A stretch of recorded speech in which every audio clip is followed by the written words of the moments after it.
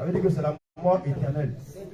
Ça veut dire premièrement, quand tu vas mourir ici-bas, tu sais terre, mais de l'autre côté, tu vas aller mourir encore. Ça veut dire que tu vas aller à la condamnation éternelle.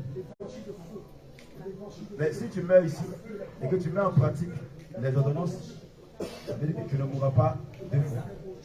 Au contraire, tu auras la vie éternelle. Ça veut dire que l'âme ne va pas mourir pour aller en enfer. Alléluia. Alléluia. Amen. On va lire le livre de Proverbes 6, verset 31. Le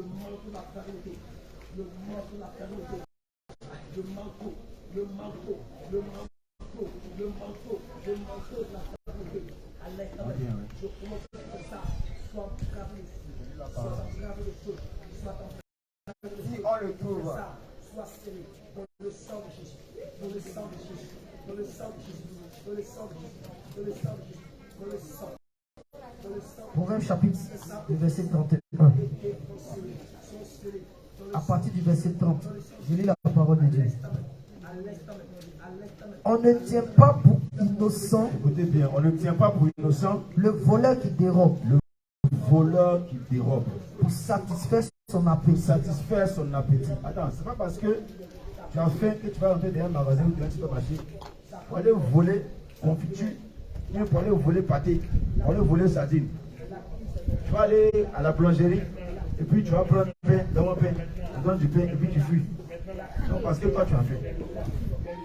Tu vois, parce que tu as faim, tu vas aller dans un cabadron, tu vas finir de manger et puis un coup tu glisses. Parce que ici, il y a beaucoup qui ont fait les. Je ne sais pas comment on appelle ça là. Qui ont mangé dans le cabadron, ils n'ont pas payé. C'est-à-dire que quand le volet de Gaba, il tourne un peu seulement là. Dans les poissons là, il glisse, il est parti. Chaque jour, il voit le poisson. Chaque jour, il a volé le poisson. Alléluia. Ce n'est pas il seulement, mais elle aussi. Les femmes aussi là. Ils ont beaucoup volé le poisson. Vous mettez ça devant le poche, devant le sac. Vous partez. Souvent même là. Avant, c'est qu'on faisait. On paye à checker là. Et puis on met le poisson en bas. On met le poisson en bas, on cache dessus. Et puis, on se va maintenant prendre un poisson chaud. Poisson chaud, on met ça dessus. Quand il voit des poissons, ou bien un poisson, alors qu'il y a un poisson en bas qui est caché en bas de la checker. Et puis on finit en s'en va à la maison. Ça là, c'est un vol. C'est un vol. Parce que tu as faim et tu vas aller voler. Beaucoup ici ont volé viande dans la sauce. Est-ce que ton papa il sait ça? Est-ce que ta maman sait ça? Mais à cause de toi, on a accusé la servante. À cause de toi là, on a accusé Atissi. À cause de toi là, on a accusé Yvette. C'est elle qui a volé viande dans la sauce. Toi là, tu as volé. Mais l'enfant est caché là, il ne parle pas. Mais il y a viande dans sa bouche. Tu te reconnais dedans. Tu te reconnais dedans. Quand ton papa n'est pas là, ta maman n'est pas là, on a acheté des trucs, on a rempli le frigo. Et c'est là maintenant, toi tu viens maintenant tout doucement. Voilà, quand il n'y a personne, tu ouvres, tu commences à manger tout ce qui est dedans là-bas. Un peu de saucisson, tu vas boire ça un peu. Quand on dit à jus, tu bois un peu, tu laisses un peu. Quand on part toucher un peu, tu viens boire un peu. Bien aimé, Jésus t'a vu. Dieu t'a vu. Ça là, c'est une restitution. C'est un vol. Ah oui, parce que souvent on pense que non, comme c'est mon papa là, donc il n'y a pas de problème. Comme c'est mon père, il n'y a pas de problème. Comme c'est ma maman là, il n'y a pas de problème. Alléluia. Amen. Proverbe chapitre 28, le verset 24. Celui qui vole son père. Écoute bien. Celui qui vole son père et sa mère et qui dit ce n'est pas un péché est le compagnon du destructeur. Ils n'ont pas bien compris, il faut dire. Celui qui vole son père et sa mère et qui dit ce n'est pas un péché. Celui qui vole son père et sa mère qui dit ce n'est pas un péché est le compagnon du destructeur. Toi, ta maman, elle avait l'argent au bout de son pain. À chaque fois, la pauvre femme, elle essaie de lutter un peu pour pouvoir faire un peu la popote, pour préparer. Mais à chaque fois, tu allais défaire le bout de pain. Et puis tu as enlevé l'argent dedans. Tu as enlevé 100 francs dedans. Tu as enlevé 500 dedans. Et puis tu allais jouer au jeu, tu as dépensé, tu as acheté n'importe quoi. Et la pauvre dame, elle cherche, elle accuse, elle se demande, mais l'argent est tombé où? Elle s'inquiète. À cause de toi, ta maman a souffert. Mais tu as passé ton temps à la voler, à voler son argent. À voler son argent. Est-ce que tu as fait la restitution? Est-ce que tu lui as dit? Si tu meurs dans ça, le diable va te réclamer ça en enfer. Il va te réclamer ça en enfer. Et l'accusation là est là et ça te poursuit. L'accusation là, ça te poursuit. Voilà pourquoi il a dit d'honorer son père et sa mère afin que tes jours se prolongent sur la terre. Mais grand honneur, c'est quoi? C'est aller voler. C'est aller prendre des choses qui ne t'appartiennent pas. C'est pour dire, bon, c'est mon papa, c'est ma maman. Donc je fais ce que je veux. Attention. Ce n'est pas pour toi. On ne t'a pas donné, tu n'as pas demandé. On ne t'a pas donné, tu as volé. On va continuer. Proverbe 6, 31.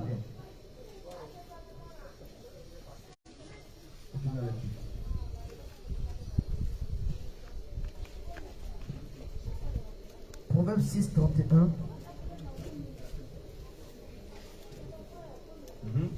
Je commence au verset 30.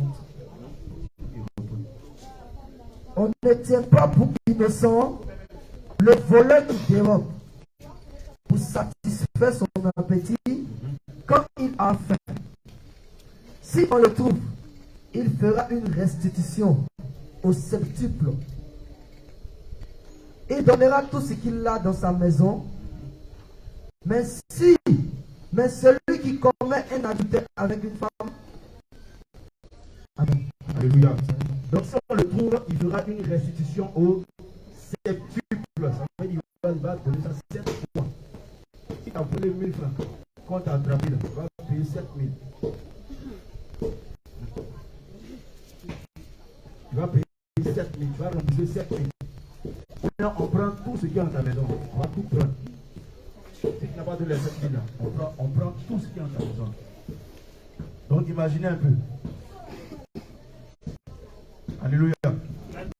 Et regardez, lorsque tu vas faire cela, lorsque tu vas voler, tu vas prendre ce qui ne t'appartient pas.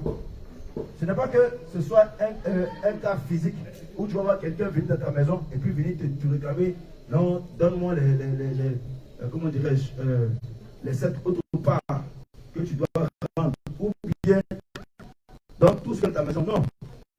Le diable, lui, va se présenter à toi. Pas en physique. Ou quand tu vas à ta porte frapper. Non. Mais il vient comme un voleur. Jean dit quoi? Le diable ne vient que pour égorger, détruire. Le voleur ne vient que pour dérober. Le voleur ne vient que pour dérober, égorger et détruire. Donc, quand il va venir, il sait que tu as volé. Mais puisque toi-même tu as volé, ça veut dire que toi aussi tu es condamné.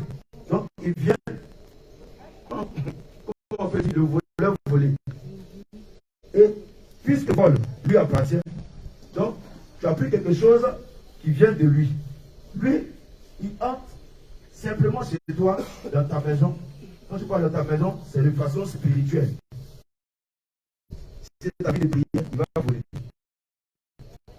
Si c'est ton vie de guérison, il t'a donné, il va voler. Si c'est tout un projet, il va voler. Ta finance, il vole. Ton mariage, il vole. Ton succès, il vole. Ton intelligence, il vole. Simplement parce que tu as pris quelque chose qui ne t'appartient pas. Lui, il va vous dire, non, bon, comme tu as volé 100 francs, il va venir voler 100 francs. Non. Le diable, lui, ne fait pas du cadeau à quelqu'un. Alléluia. Parce que tu as pris, lui, il va tout prendre. Il prend tout. Et puis te voilà, à cause simplement qu'il paie les 5 francs, ou bien 100 francs, te voilà attristé. Et l'âme est attristée parce que l'âme sait qu'on a tout pris.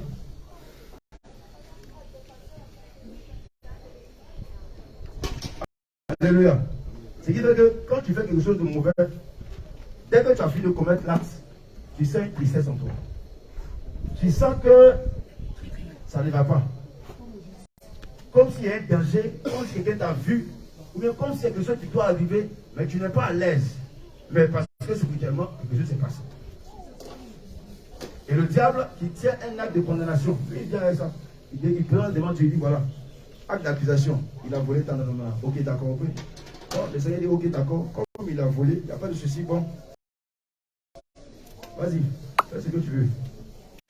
Le diable rentre tout doucement, et puis il ouvre ta maison, il ouvre bien, il vole tout, il vole tout, il vole tout, il vole tout, il vole tout. Et toi, tu te retrouves à vivre. Alléluia. Et tant que tu ne restitues pas, bien aimé, ça veut dire que tu es encore sous la condamnation. Tu es encore sous la condamnation. Il y a encore des personnes qui même à mentir. Oui, bien aimé, même quand tu mens, tu dois restituer. Tu dois restituer. Il y a des personnes qui ont menti à leur époux, qui ont menti à leur épouse, qui ont menti à leur enfant. Ah oui, tel enfant là, celui-là, c'est ton enfant. Alors que l'enfant ne vient pas forcément de lui, mais ça vient d'un autre homme. Mais tu as donné la grossesse au dernier, et lui ne sait pas. Il va s'occuper de l'enfant, l'enfant grandit, l'enfant ne sait pas aussi que ce n'est pas son père. Tu dois faire la restitution. Ça veut dire que tu dois aller dire la vérité au fils, dire la vérité au monsieur, que celui-là, ce n'est pas mon enfant. Ce n'est pas ton enfant, pardon. Dis aussi au fils que celui-là, ce n'est pas ton vrai père. Voici ton vrai père. C'est ça la restitution. Sinon, au dernier jour, le diable va t'accuser pour ça. Il va t'accuser pour ça. On t'a confié quelque chose. Et puis, tu as pris cette chose-là. Tu l'as gardée chez toi à la maison. Et là, tu te rends compte que la chose a peut-être disparu. Ou bien soit, tu as dépensé quelque chose qui appartenait à une tierce personne qui t'a confié cette chose-là. Ou bien tu l'as utilisé. Et après, tu as nié pour dire non, c'est pas moi, bien aimé. Tu dois faire aussi la restitution. Voilà parce que toutes ces personnes avec qui vous avez eu des rapports, qui vous ont confié des choses, des biens particuliers, de l'argent, ça peut être quelque chose comme un matériel. Mais tu as utilisé ça. Et puis tu as dit que ce n'est pas toi. Tu as dépensé l'argent. Tu as dit que ce n'est pas toi. Tu as volé l'argent. Tu as dit que ce n'est pas toi. Tu as fait un détournement. Tu as dit que ce n'est pas toi. Bien aimé, tu dois faire la restitution. Ça veut dire que dès maintenant, avant même que tu ne sois en paix avec le Seigneur Jésus-Christ, tu dois appeler cette personne-là. Et puis faire la restitution. Lui dit toute la vérité. Lévitique 5, verset 21 à 24.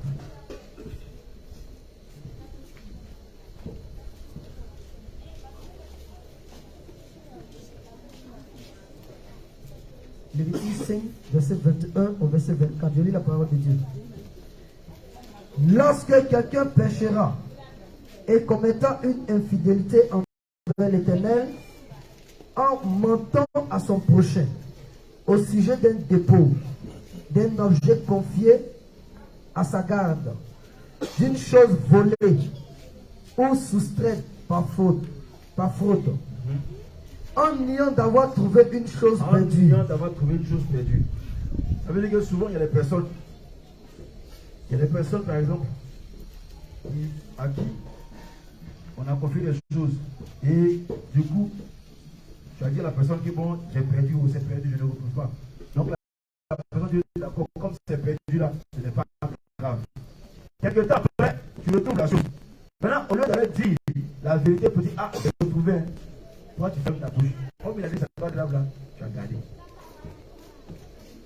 Ça veut dire que toi tu as gardé.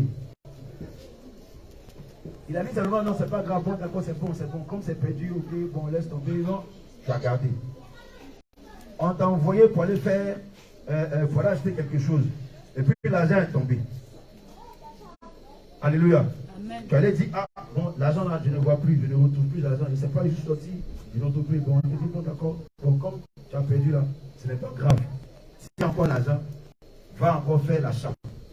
Et maintenant, quand tu fais l'achat, au retour, maintenant tu retournes, tu constates que l'argent même que tu avais pris était dans ton sac.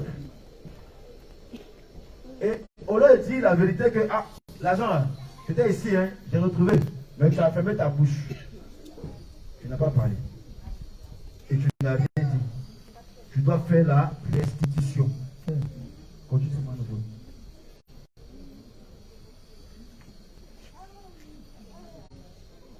Des choses qui ne doivent point se faire se rendra coupable et sera chargé de sa faute. Au verset 22, voilà. En niant d'avoir trouvé une chose perdue ou en faisant un faux serment sur une chose quelconque de nature à constituer un péché. Lorsqu'il péchera ainsi et se rendra coupable, il restituera la chose qu'il a volée. Donc, ça veut dire que quand tu vas reconnaître vraiment ce que tu as fait est mauvais, tu dois restituer ce que tu as volé. Ou soustraire par fraude la chose qui lui a été confiée en dépôt, la chose perdue qu'il a retrouvée, qu'il a trouvée. Ou la chose quelconque sur laquelle il a fait un faux serment. Alléluia. Souvent, il arrive même parfois que ce soit même soit en entreprise. Et souvent, il y a des choses qu'on peut donner ou bien des choses qu'on vend souvent dans les magasins et tout ça. Mais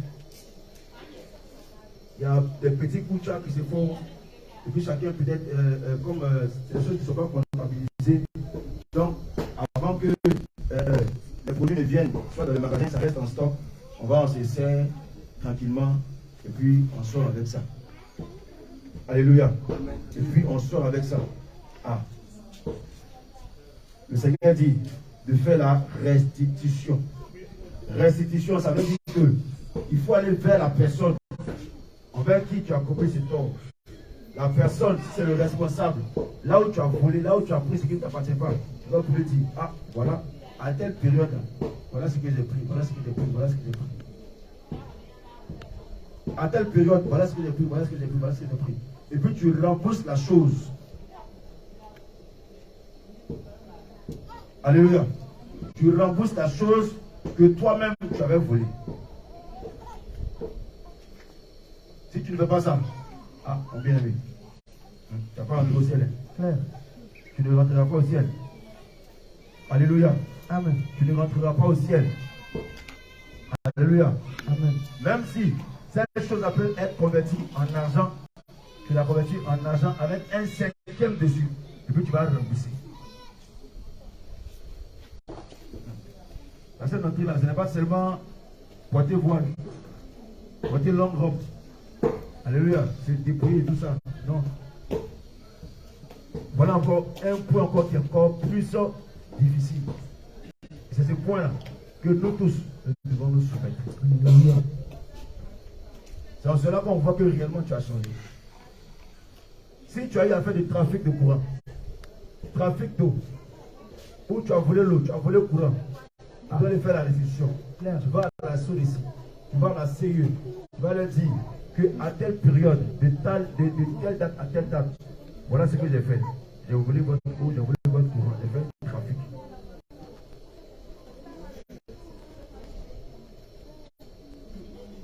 Souvent, en y pensant, on pense que non, c'est difficile de le faire. Peut-être que quand tu vas aller faire ça là, on va t'attraper, on va te miauter, et puis on te dit, bon d'accord, on rentre en prison.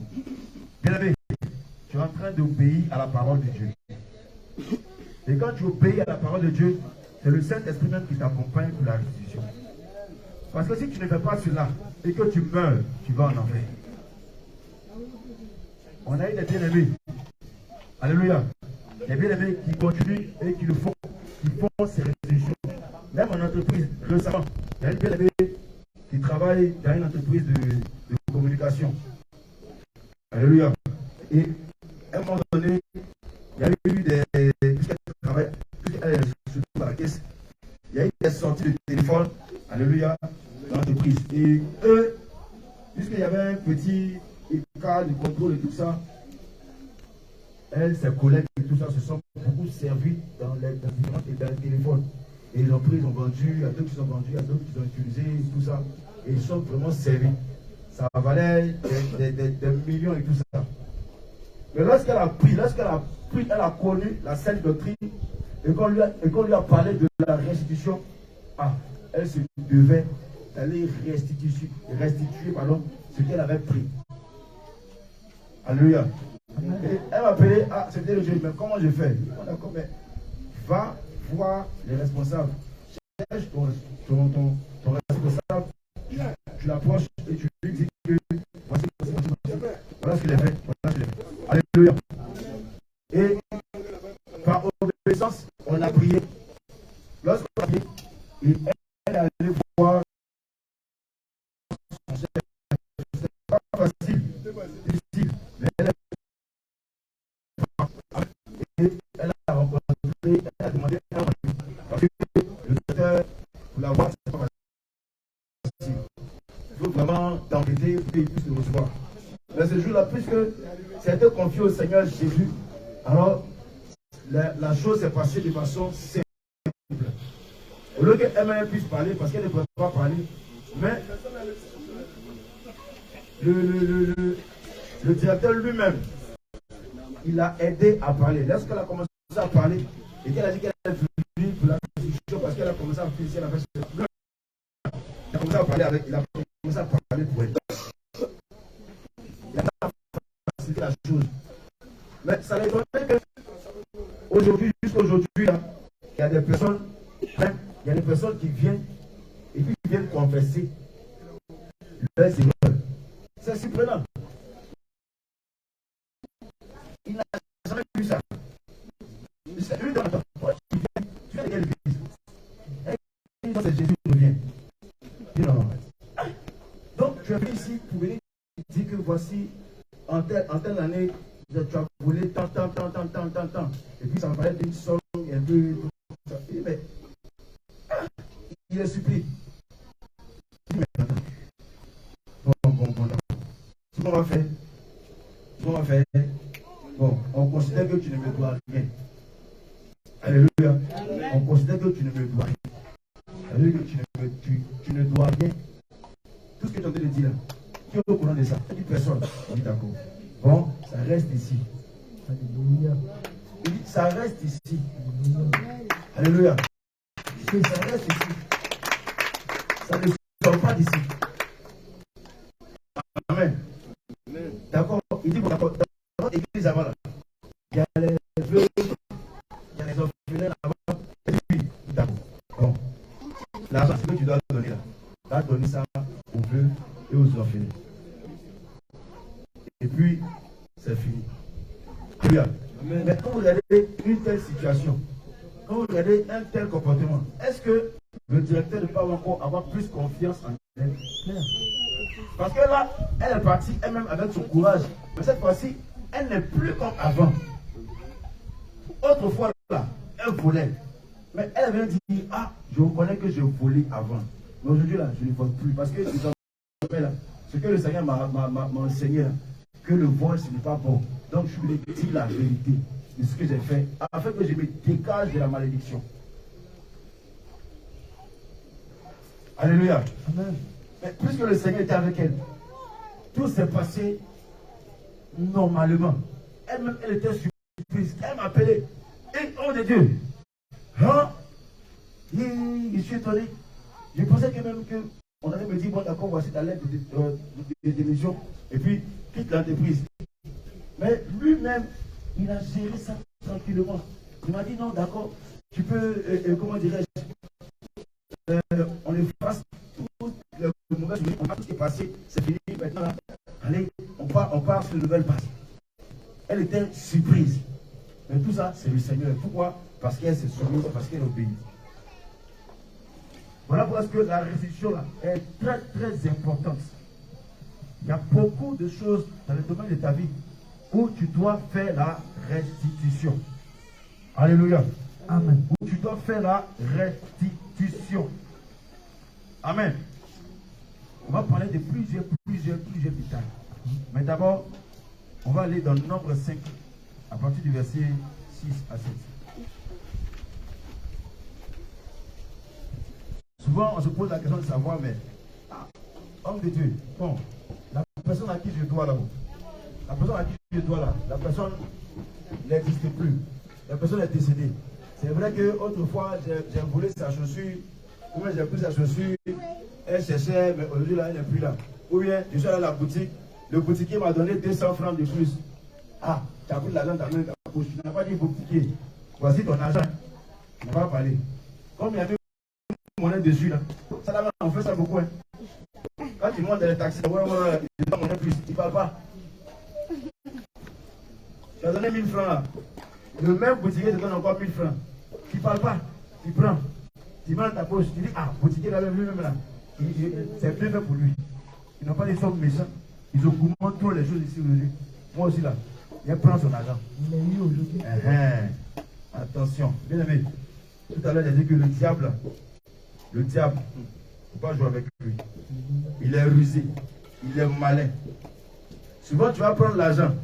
Les Mauritaniens, vous savez, quand vous allez dans les boutiques là, les Mauritaniens là, ils ont des caisses. Dans la caisse là, ils ont des charmes dedans, ils ont des talismans. C'est attaché, il y a un fil noir, un fil rouge. C'est attaché dedans. Et vous pensez que vous êtes plus intelligent que eux. Souvent, quand ils te voient là, ils voient ton étoile. Quand ils te regardent, ils voient ton étoile. Et puis, ils vont faire quoi? Ils vont faire exprès. Ils viennent comme ça. Tu vas donner peut-être 1000 francs.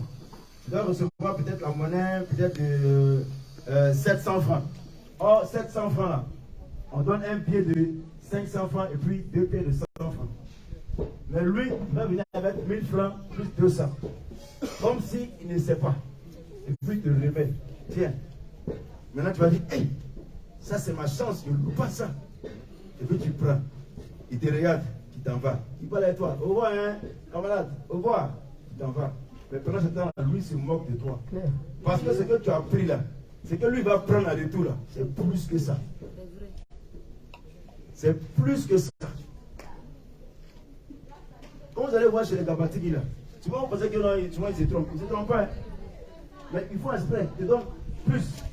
Plus de monnaie. Tu prends plus. Quand tu peux mettre, tu caches vite. Mais tu vas voir que la semaine là, l'argent que tu vas perdre là, l'argent que tu vas perdre là, toi-même tu vas pleurer. Toi tu as volé 100 francs. Mais tu vas perdre peut-être 10 000, même 20 000, 30 000. Et puis, le diable va te rappeler le jour où tu as pris l'argent du Gabatigi. C'est là que tu te rappelles maintenant. Tu dis, ce jour-là, c'est trop tard. Il a déjà volé pour toi. Alléluia. Il a déjà volé pour toi. Voilà pourquoi il faut beaucoup faire attention. Quand vous donnez votre argent, faites beaucoup attention. Quand vous donnez de l'argent, regardez bien. Si ce n'est pas pour toi là, donne ça rapidement. Il ne faut même pas tourner. Il ne faut même pas tourner 2 fois même. Donne ça rapidement. Alléluia. Pas plus tard que hier. J'ai emprunté un taxi. Alléluia. Et j'ai dit au taxi que moi je lui donnais 300 francs au lieu de 200 francs. Amen. Mais le taximètre, il m'a remis comme monnaie 300. Il lui a donné d'abord 500 francs. Alléluia. Donc, puisqu'il doit me donner 200 francs normalement, ensuite il lui a remis 500 francs. Donc, je lui ai dit, mais attends, tu m'as donné combien? Il dit, ah, moi j'ai oublié même. Mais c'est ma bouche qui a parlé. Du fait que moi j'ai parlé déjà, c'est un engagement. Donc déjà, de ce qui a sorti de ma bouche, le diable va prendre ça et puis il va sceller ça. Alléluia. J'ai pris les 100 francs, je l'ai donné. Il s'est pas donné 300 francs. Alléluia. Sinon ça là, il y a restitution dedans.